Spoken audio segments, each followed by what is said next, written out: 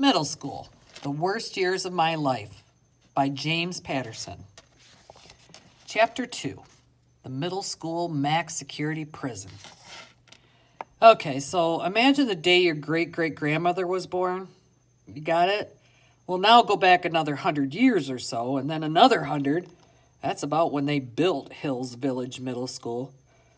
Of course, I think it was a prison for pilgrims back then, but not too much has changed. Now it's a prison for 6th, 7th, and 8th graders. I've seen enough movies that I know when you first get to prison, you basically have two choices. One, pound the living daylights out of someone so that everyone else will think you're insane and stay out of your way. Or two, keep your head down, try to blend in, and don't get on anyone's bad side. Well, you've already seen what I look like, so you can probably guess which one I chose. As soon as I got to homeroom, I went straight for the back row and sat as far from the teacher's desk as possible. There was just one problem with that plan, and his name was Miller. Miller the Killer, to be exact. It's impossible to stay off this kid's bad side because it's the only one he's got. But I didn't know any of that yet. Huh, sitting in the back, huh? He said. Yeah, I told him. Are you one of those troublemakers or something? He said. I just shrugged. I don't know, not really. 'Cause this is where all the juvies sit, he said, and took a step closer. In fact, you're in my seat. Well, I don't see your name on it, I told him. And I was just starting to think maybe that was the wrong thing to say when Miller put one of his triple XL paws around my neck and started lifting me like a 100-pound dumbbell. Now, I usually like to keep my head attached to my body, so I went ahead and stood up like he wanted me to. Let's try that again, he said. This is my seat. Understand? Oh, I understood all right. I'd been in 6th grade for about 4.5 minutes, and I already had a fluorescent orange target on my back. So much for blending in. And don't get me wrong, I'm not a total wimp. I mean, you give me a few more chapters and I'll show you what I'm capable of.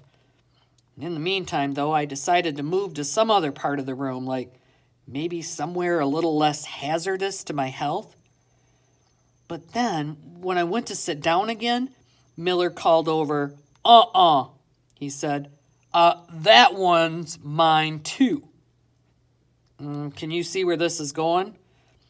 By the time our homeroom teacher, Mr. Rourke, rolled in, I was just standing there wondering what it might be like to, spend the next 9 months at school without sitting down. Rourke looked over the top of his glasses at me. Excuse me, Mr. Cachadorian, I told him. Gazoonite!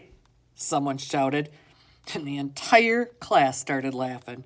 Quiet! Mr. Rourke snapped as he checked his attendance book for my name. And how are you today, Rafie? He said, smiling like there were cookies on the way. Fine, thanks, I answered. Do you, find our seating uncomfortable? He asked me. Well, not exactly, I said, because I couldn't really go into details. Then sit down now. Now, unlike Miller the Killer, Mr. Rourke definitely has two sides, and I had already met both of them. Since nobody else was stupid enough to sit right in front of Miller, because that was the only seat left in the room, and because I'm the world's biggest idiot sometimes, I didn't look back when I went to sit in my chair, which is why I hit the dirt as I went down, all the way down to the floor.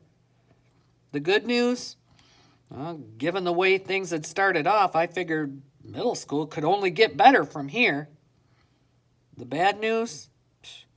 I was wrong about the good news.